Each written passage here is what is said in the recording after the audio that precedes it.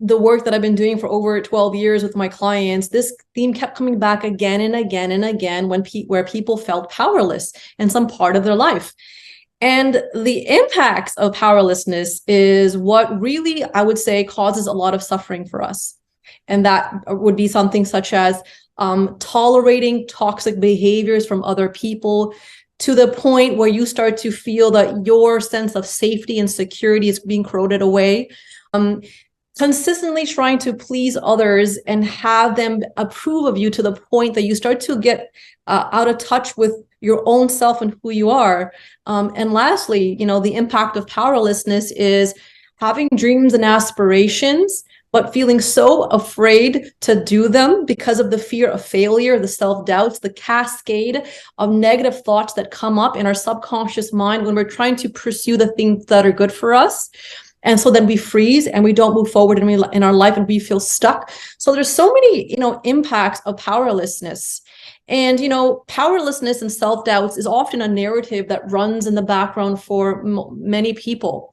And so, I say that powerlessness is when the lack of belief in yourself is louder than the belief in yourself. And power, true power, is when the belief in yourself is louder than the lack of belief in yourself. And so we're always kind of juggling between these two worlds of mistrust, which comes from the survival mechanism, the trauma of our generations, and also this voice of personal love and personal power.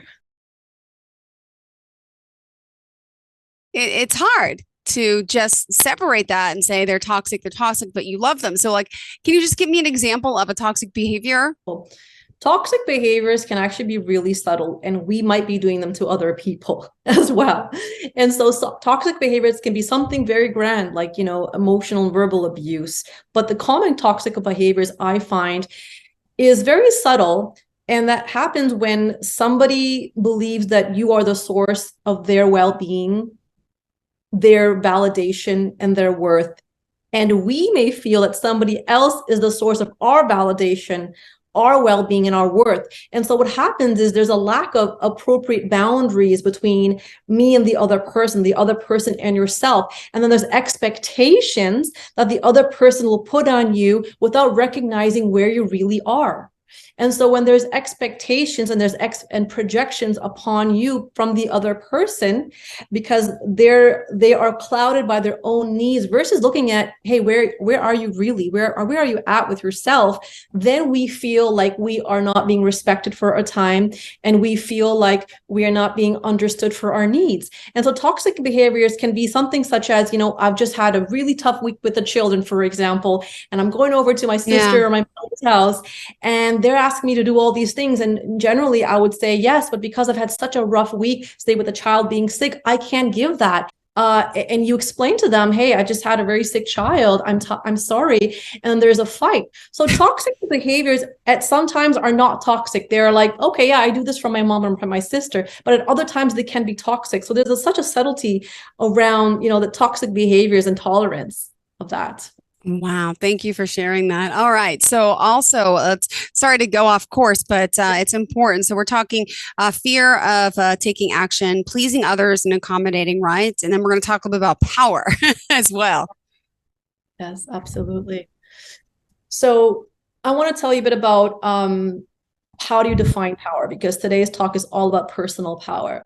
And from the work that I've done on myself, really going into my own psyche and my own healing and my own places of powerlessness, where I really felt like I can't do more, I can't achieve more, and feeling really discouraged, and almost times feeling a little helpless in life and hopeless, like, what's my purpose here?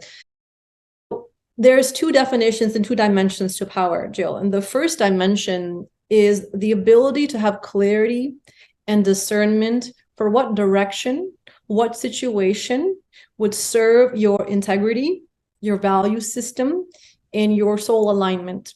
Okay, so that's the one dimension of power. Mm-hmm. And the second dimension of power is being able to have the awareness of what actions and the execution of personal will, i.e., letting my fire out, do I need to do to then fulfill what my clarity and my discernment says is the right thing to do. Mm-hmm. Now, I want to give you an example here because I love examples. We could have the second dimension, no problem. I can execute my will. I can work like a workhorse. I can do everything for everybody. And I'm executing my will in my actions towards doing this. But the first part might be missing, which is discernment and awareness, which is this going to really help me? Is this going to really help the world? Is this going to be really aligned with me? So many of us might be operating on the second dimension of power, which comes from people pleasing. They telling me what to do and I'm doing it again and again. My partner's saying, hey, do this. I don't really want to, but I have my execution of power and will to do it. And then what ends up happening is instead of gaining power, we experience powerlessness because the first dimension is missing. So whenever we're executing action in a will and our fire to act, we have to have the first dimension, which is discernment. Is this supporting another person's ego needs? Is this supporting my true self? And why am I doing this? And when we can ask that question, then we can execute our action and our intentions with the direction that actually serves us the most.